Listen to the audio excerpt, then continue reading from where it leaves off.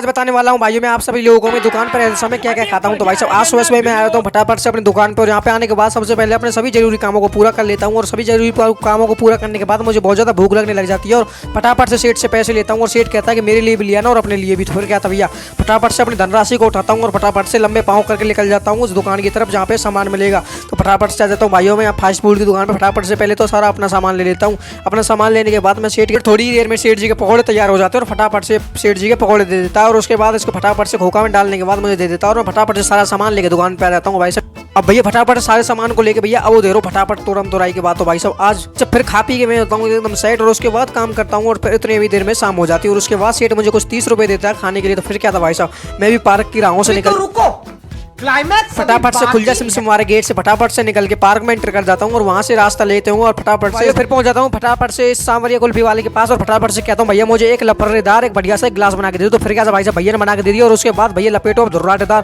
फिर क्या था भाई साहब आपका भाई भी घपा गप पूरा पिल देता है। उसके बाद भाई साहब मैं फिर भाई साहब जैसे ही मैं दुकान में पहुंचता हूँ तो देखता हूँ कि हमारा सेठ भाई साहब दिन में ही रात के सपनों को पूरा कर रहा है और उसके बाद भाई साहब मैं अपने काम में जुड़ जाता हूँ। फटाफट से सभी कामों करने के बाद अपने घर के लिए वापस आ जाता हूँ। तो मिलते हैं आप सभी को नेक्स्ट ब्लॉग में।